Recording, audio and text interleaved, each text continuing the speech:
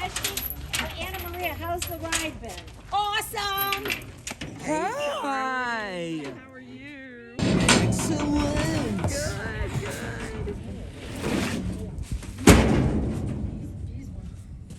Good. We've had a really good trip. Good trip. Good trip it is. They have been awesome. Who gave them mohawks? Oh. Hey, pretty. Yeah. We do them a yearling, so I don't have to go with 6-foot pens, for the BLM.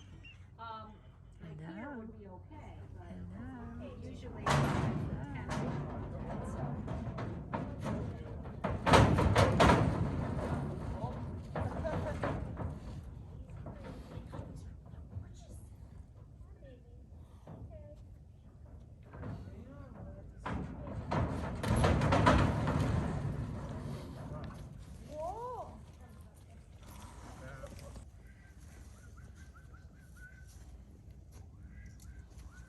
Take a look at it.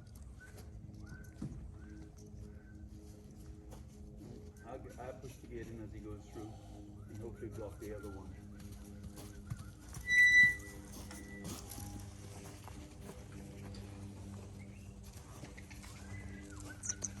Hey, precious. I'll put this one back in here. I love this one.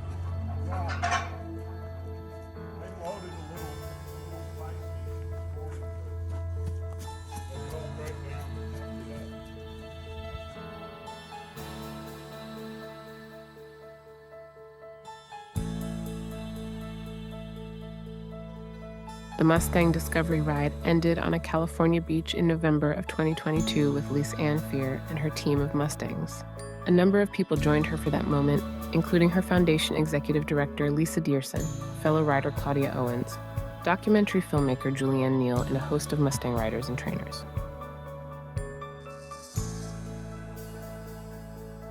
This group of Mustang lovers gathered in Sacramento the following week for the Equus Film and Arts Fest, celebrating horses and film. Lisa made the decision to take advantage of the situation, providing the space for these trainers and professionals to showcase their work and share the power of Mustangs, thereby creating the first Mustang Summit. Since that day, the summit has evolved into a showcase of demonstrations, training sessions, panel discussions, and education, alongside an adoption event for up to 6 lucky Mustang yearlings. 6 trainers spend an hour each day with their assigned baby in preparation for life in a new forever home. To date, more than 20 top Mustang trainers have helped place over 40 Mustangs. The number increases exponentially with each event. It's a win-win for Mustangs and their people.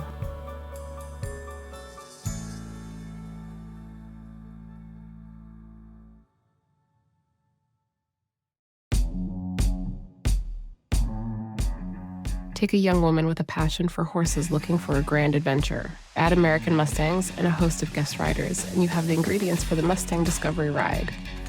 The documentary tells the story of a journey. The docuseries and podcast follow up with some of the struggles and triumphs encountered on the trail, most attributed to the kindness of strangers met along the journey. We feature Mustang adoptions through the Mustang Summit, college and university equine programs utilizing Mustang, veterans programs in existence, and other Mustang-related stories.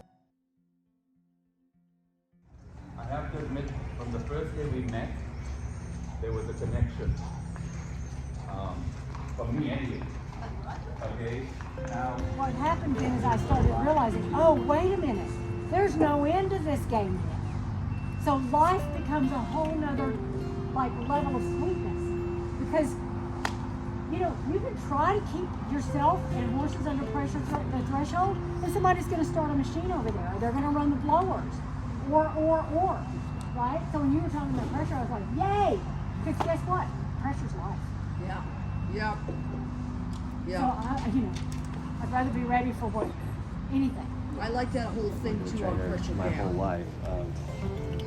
It's important when somebody comes with a problem with their horse that we rule out every other physical explanation before there's just something wrong with his mind, or it's a behavioral issue. I want to know, how's he feeling? As a trainer, we don't really fix things. To me, I think you can help make things better or improve things, but a body worker can adjust and fix something. A vet can fix an ailment. You know, as a trainer, it's our job to rule out all those things first. How is this horse feeling?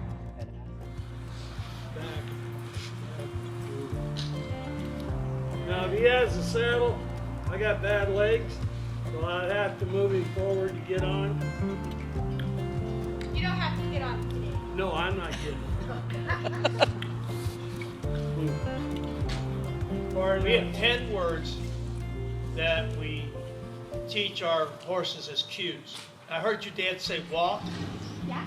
and back, and those are 2 of the 10 that people will say, well, they don't really understand it. They understand your body language, but we do what's called change a gait in a lunge, and we'll say walk, and the walk, we'll say trot, they'll trot, drop down, walk, they'll drop back down.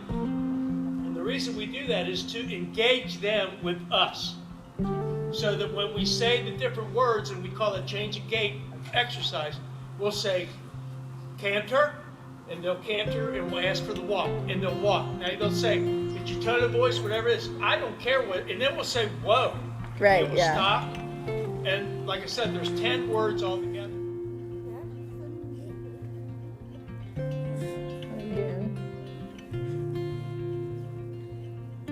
Whoop, God. You guys are gonna go in the stall, so I don't have to worry about you. Boys, come in. Kai, you come.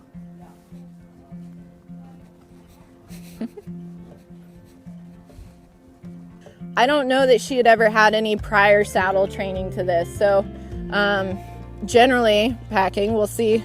Like I said, every time I think I know her, she shows me something different. But you guys saw with the brush, like how she gets a little like ooh, I don't know about it, and like once it touches her, she's okay. But that's some of her PTSD issues still coming out, and like as a person with PTSD, like you know, like rationally that it's safe, but you still just can't get rid of that initial instinct to like either brace yourself or flinch away from what's coming. Like it's so hard to retrain that. And so like you see it still a little bit in Abilene, so I'll see if I can't get her to turn around. Good afternoon, everyone. My name is Dale Johnson. This is my Polo pony, Sunny. We were in the documentary Lead Change, and we more or less, well, we play polo. That's what we do.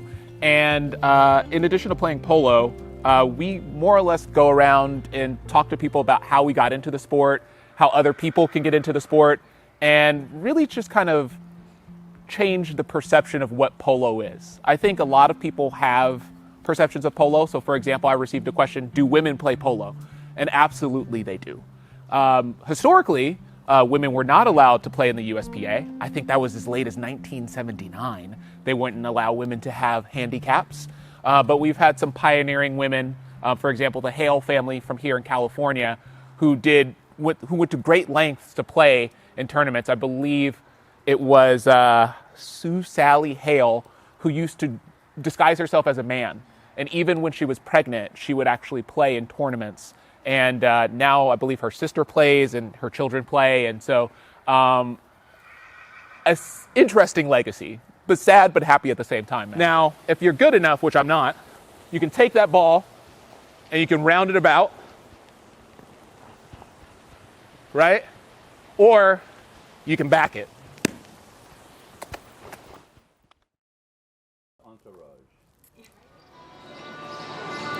You're going to hear the word TIP a bit in the presentation.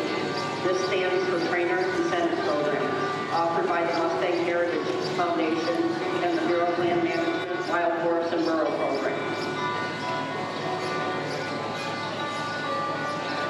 Please meet Sky Epperson with 2 of his 10th program Mustangs, assisted by 2 of his triplets, Cross and Ainsley Epperson. Sky is the husband, father, horseman, Mustang gentler, and a horse trainer in Southwest Indiana. Interestingly enough, Sky grew up without horses. He didn't even have a pet till he was married and in his late 20s. Around 2003, Sky got his first horse at the encouragement of his father, who wanted another riding buddy. Sky also is the founder of the Mustang Adoption Academy in Hempstead, Indiana.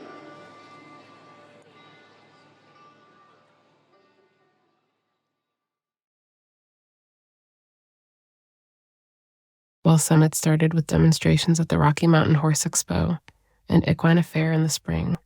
Things progressed into full-fledged adoption events in the fall with the introduction of the Mustangers. I'm gonna write more of these Instagram scripts and I will send them out to everybody. And it's for any social post that you do. And Lisa, I'll forward them to you and you approve them before we send them to everybody. But everybody needs to be blasting social because like you have a following in your mule group, you know, and so think about the people who want to come see the mules or burros and all this, that, and the other.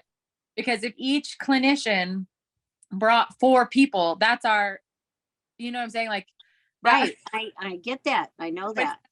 That's where and then the pictures, I know Lisa, you sent me the one idea. I'm making a whole new, I should have it done in a little bit. I'm making a whole new profile of every slide in that deck that is in a 3x3 that I'll just get all the JPEGs to you right away. We have a really, really cool program planned for you guys this weekend, beyond just the films. This is everything having to do with the love of horses. And now our Mustangs. We try to keep our conversation really about the off-range issues. After the horses have been rounded up and brought in, what happens to those horses? And if we can educate the general public, and I think everybody in this room would agree that there's something about a Mustang. So I hope you enjoy our program this weekend. Yeah. Well, let's hear it for the Mustangs. Yeah, so I want to go back and start at like, where's the easiest place we can both win? Right. Like, okay, we left off last time or whatever, wherever that was, wherever. Yeah. But when I come in today, like, I got to start back at the very bottom and work myself back to that position, and then I can maybe do another thing. Go beyond. And then come back to the win. And then when things fall apart, like when I'm trying to do the next thing, and it starts to fall apart, I'm just in my mind going, how far back down do I need to go that we both can win? Because that's, if we're both winning, and they're both going to be moving up. Right. Yeah. We're winning and we're leveling up. Yeah. It's like we mastered this level, go to the next one. Yeah. Master this, go to the next one. And then if you go too far and you die, then you start back. You're like, let me work this level and this. Don't die more than 3, 4, 5 times. Yeah. Then you've done it. All right, so we'll work with attention because that's what we got to play with first. And so I'll just ask, I'm just going to create some energy or just something for him to be aware of. And can I get him to look at? Yeah. So compared to where was that awesome already? You got even a little knicker. Like he turned around like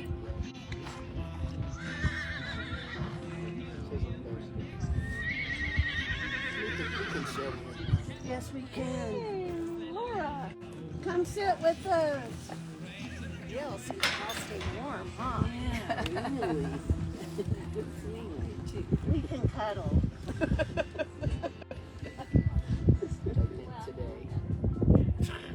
He feels a little more alert, a little more attentive today than for sure. He was. So touch is this, sight. We're working on sight, right? So I'm kind of closer. So there's the sight. He's working on touch. We don't really get into much sound other than me talking is still sound. Everybody here, okay. We're live. We're doing a Facebook Live event. Okay, so this is my most fun, exciting part of this Mustang Summit that we do. It's the presentation of our baby Mustangs to our Mustangers. So I don't know, we don't want you to see. I thought it was up to you, not up to me. We don't want you to see you today. Yeah. Okay. All right. Da da da da da da. Okay. Drop. Oh. Okay. So Papa Mike Cassidy has our beautiful Palomino. George has that pretty little red roan filly. Oh, you've got the gray filly, Bruce. And you've got the blue roan filly. Alex has the blue roan. You have the paint filly. Randy Helm has a paint filly. Oh, I do. And this is not a bay. She is another, isn't she another blue roan? Yes. So this is a blue roan? Yes. So that's another blue roan. Is that So, the- yay. I thought so. So if you're, everybody holds their little banners there, so I can get a picture. Okay, hold them up. Already. Everybody smile. You know, because we got to get this online right away.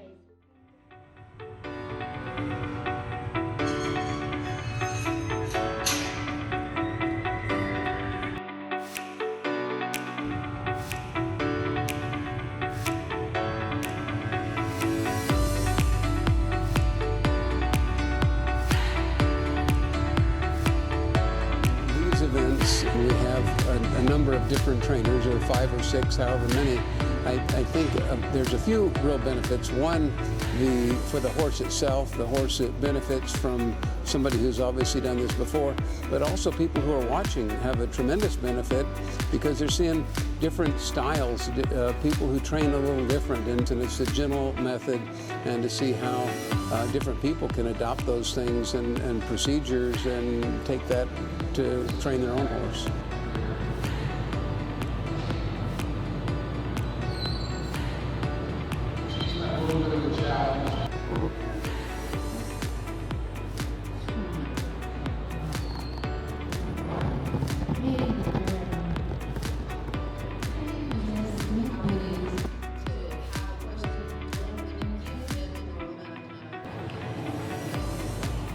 That's the whole point of this. By having these 6 different trainers, we're able to reach out to a wider audience than just having one Mustanger. And in so doing, getting the public to see what we feel when we work with them.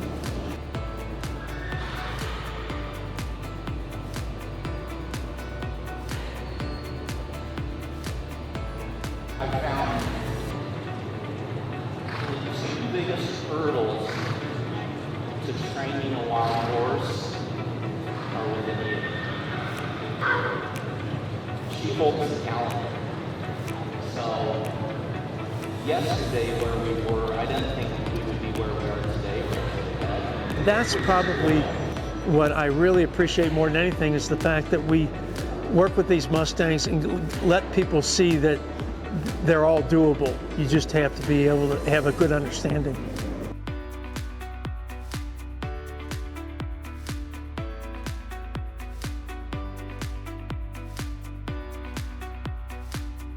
So for me, it's all about getting them homes, but I want to also bring awareness to people that Mustangs can do anything. They can be in any discipline, they can do any kind of job, they can live in many different areas and different places, and we need to give them a chance, and we're here to show you how special they are.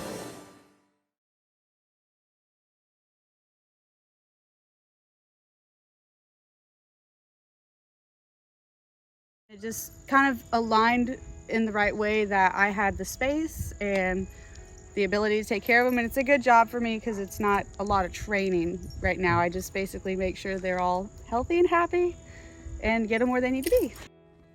They're super, super sweet and just chill. So they separate them 3 and 3 in the stock trailer, and they all went in really quiet, and they hauled quiet. They unloaded pretty quiet.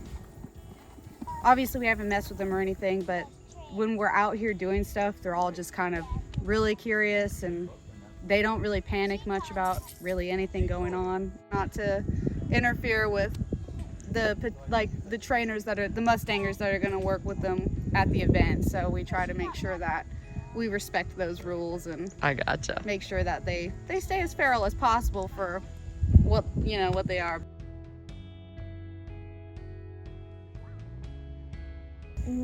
Well, we've been calling the gray Sapphire, and then the one behind her is Curly because she has like curls in her mane. The one behind her right there is Uh-huh. Shadow. Oh, Shadow. Okay, gotcha.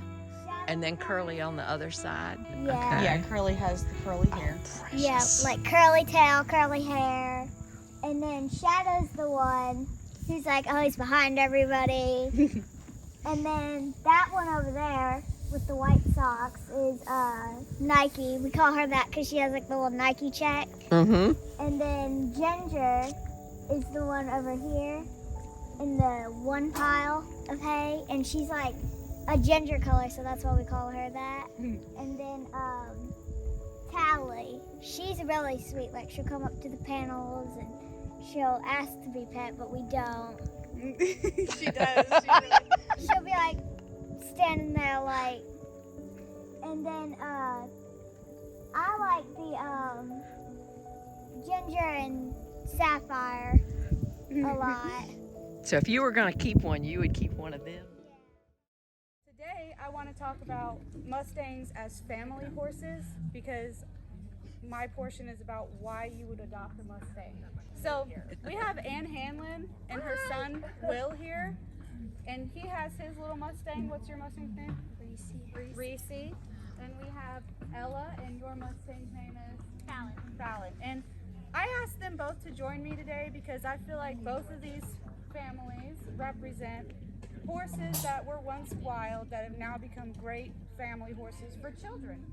Ella did a nice example with the kids earlier today where she would have them out here desensitizing and learning how to work with them and get them less scared of things. And Ann Hanlon has nice English eventing skills, and she had her son out here working with his horse during Ella's program. So I felt like that represented Mustangs in a really good way that shows that any Mustang can be a family horse if you put the time into them and work with them and expose them to things to make them much kinder and softer. If I'm working with a horse and I ask the horse to do something, I never ever lock myself in circles and stuff. There's times and places for lunging. There's times and places for doing things like that. But you have to make sure that the horse is mentally already up their speed. Because, like with her, I already know I could go on the inside of that fence and I'd be like, okay, you want to get out of between there. Okay.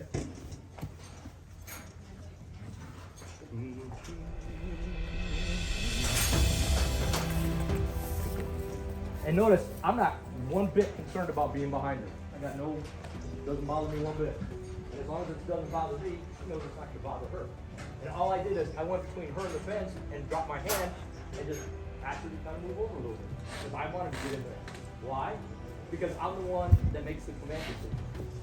She can think all she wants, and I encourage her to think, because as my mentor, Ed Dominguez, has told me for over 2 decades, a thinking horse is a safe horse. A reactive horse is an unsafe horse.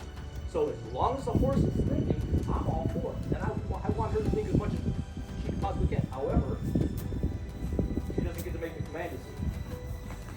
That's Daddy. That's what I get. I make the command decision. She can think about that. She can think about all the other nice things going on. But she doesn't get to make the decision. And that's the key. I make the decision. If I don't want her right there, because I need to be over there for whatever reason, I gotta come over here, Telly. Come on. I gotta come over. Thank you. Thank you. And I'm big on, and this goes into our timing, but it's also part of the rhythm. Desensitizing and moving. I know. Good girl.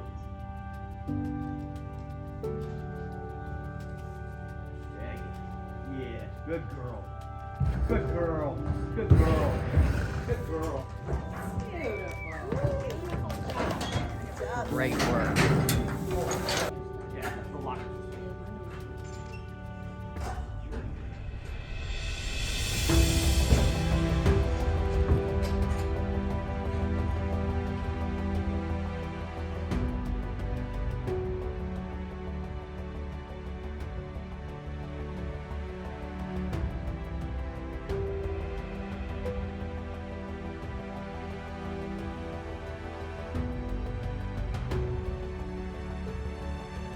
everything we do, we do fast. We don't have to dial our phones anymore. We just push a name.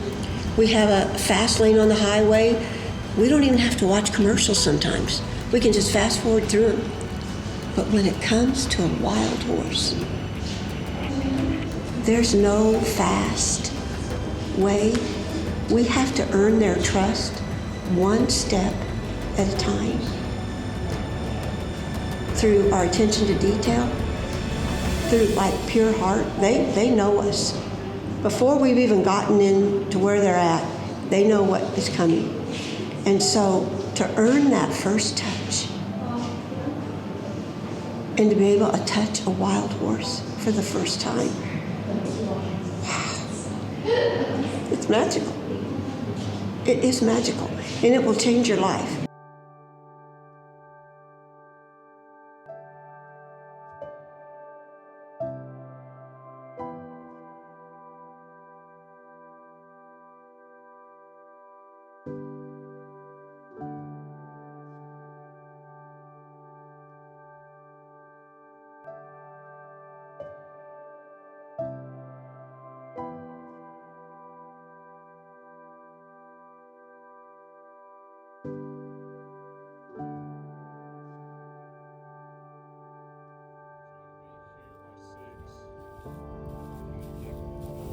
But I got a truckload of people too.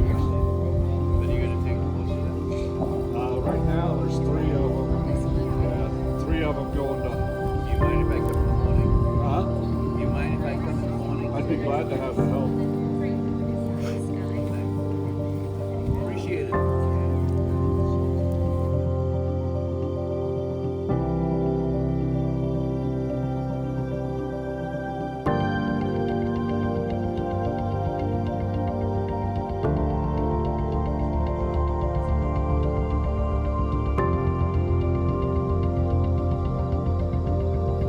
Not come here for a horse, but I think I am leaving with one.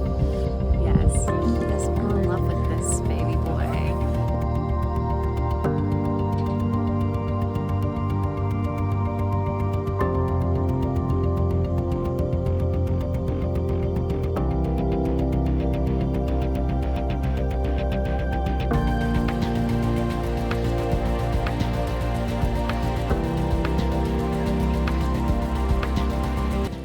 Somebody be brave. Come on. Come on. Up, up, up, up, up, up, up, up, up, up, up, up, up, up.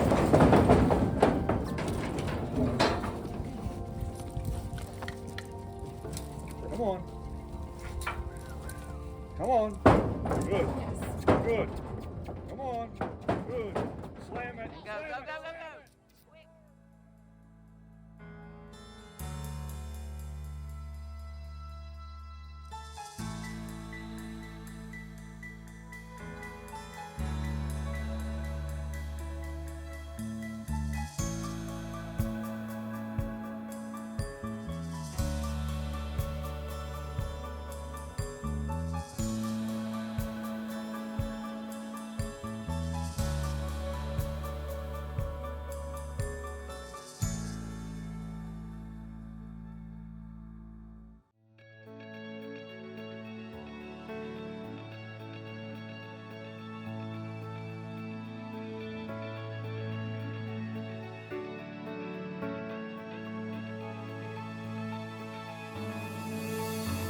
What I'm going to show you guys today is I'm going to treat this out of like a sawbuck versus... When you do a long ride, you're each on your own long ride, you know, like you have different things that kind of are really important and matter to you. I think there is kind of a point where you do cross that line of like, this is kind of a vacation or an extended vacation versus this is now my lifestyle in a way. You even look at deployments over in like Iraq and stuff for those soldiers, and most of them are not a year to 14 months long or 2 years long, where you're so immersed and invested and you haven't really come back to reality for a very long time. And I think that it really makes a difference and an impact on your life.